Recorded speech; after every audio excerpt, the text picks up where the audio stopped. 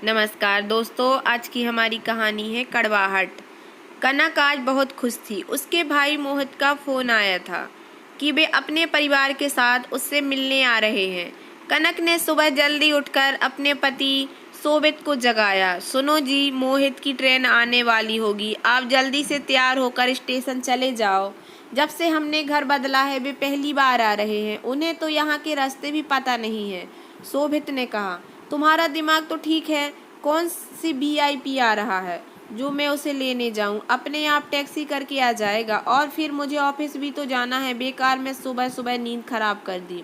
यह कहकर शोभित दोबारा सो गया। कनक अपने पति के इस व्यवहार से आश्चर्यचकित थी, क्योंकि जब भी उसकी ससुराल पक्ष से कोई रिश्तेदार आता तो शोभित सारा काम छोड़कर उन्हें लेने जाते हैं, और जब तक वे यहाँ रहते उनके साथ साथ रहते और जिद करके उन्हें कई दिनों तक रोकते हैं। बाद में उन्हें स्टेशन तक छोड़ने भी जाते हैं। लेकिन आज शोभित को क्या हो गया, यही सब सोचकर कनक परेशान हो गई। उसने शोभित से तो कुछ नहीं कहा, बाहर बैठी अपनी सास के पास गई और पूछा, माँ जी आज नाश्ते में और खाने में क्या बनेगा? अरे बनेगा क्या, वही जो रोज बनता है, देविका जी ने कहा।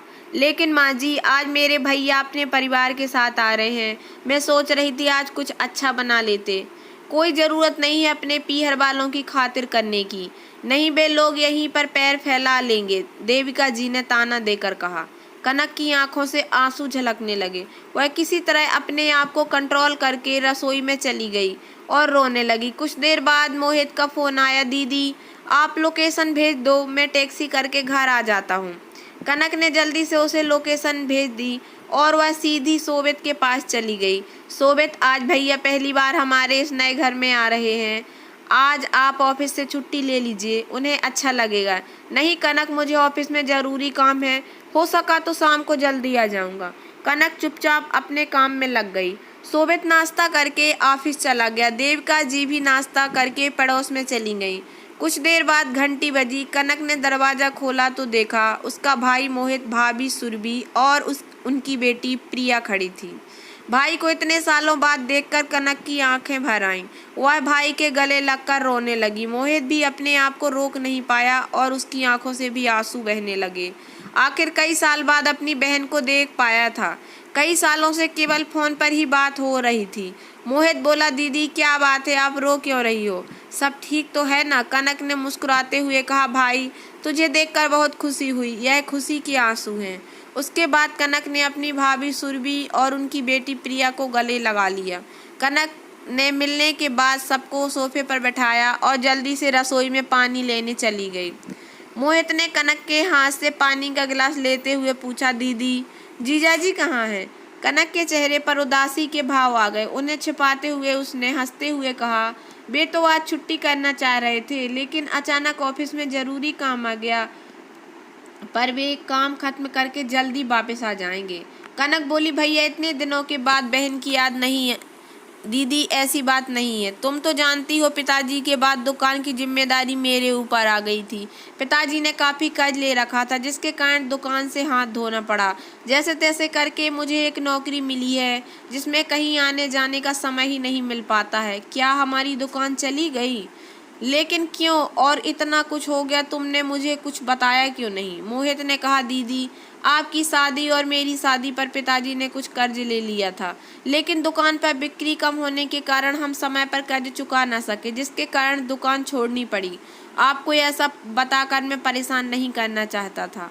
कनक ने कहा, लेकिन भैया आप एक बार बता देते तो मैं कुछ मदद कर देती कर्ज उतारने में। मेरी शादी का ही तो कर्ज था। मोहित कहने लगा, बहन कैसी बात करती हो, यह मेरा फर्ज था जो भी मैं निभा ना सका। लेकिन कोई बात नहीं, अब मैं नौकरी कर रहा हूँ, धीरे धीरे सब ठीक हो जाएगा। रही बात आपसे मिलने की, तो आज बड़ी मुश्किल से 3-4 दिन की छुट्टी लेकर आया हूँ।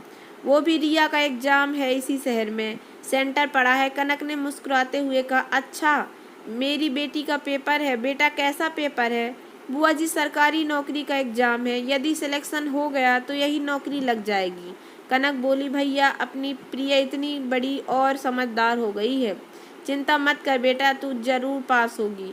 कनक ने जल्दी से सबके लिए नाश्ता तैयार किया। नाश्ता करके मोहित प्रिया को सेंटर दिखाने ले गया। कनक और सुरभि खाने की तैयारी करने लगी। सुरभि बोली, दीदी आप हमें देखकर रो क्यों पड़ी थी?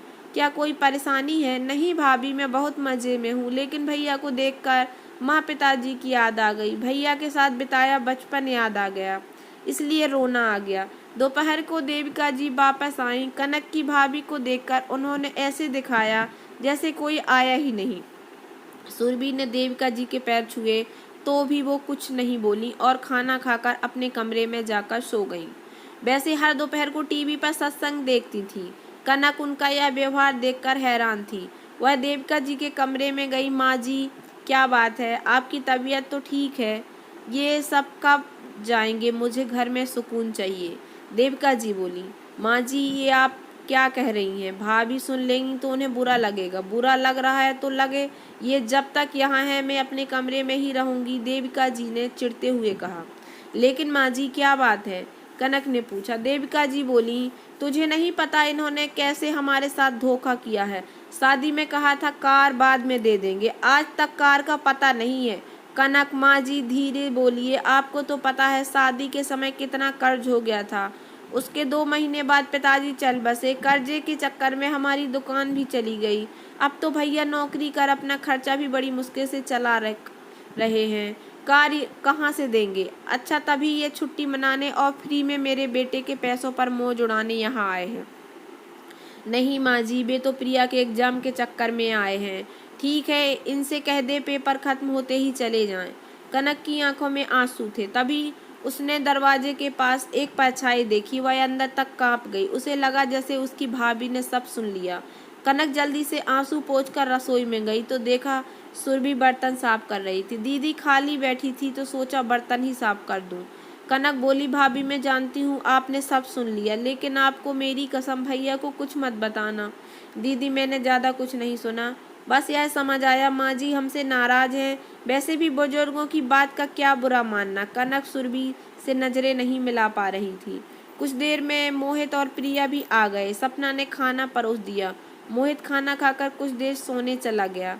शाम को शोभित अपने समय पर आया। मोहित ने शोभित के पैर छुए। शोभित ने कहा, और मोहित कैसे हो? इतनों दिनों बाद हमारी याद कैसे आ गई? जीजा जी बेटी का पेपर था, शोभित बोला। अब तो मौज कर रहे होगे। दुकान कैसी चल रही है? मोहित ने उदास मन से, नहीं जीजा जी, दुकान तो कर्ज में चली गई, मैं तो नौकरी कर रहा हूँ। ओह, बहुत अफसोस हुआ।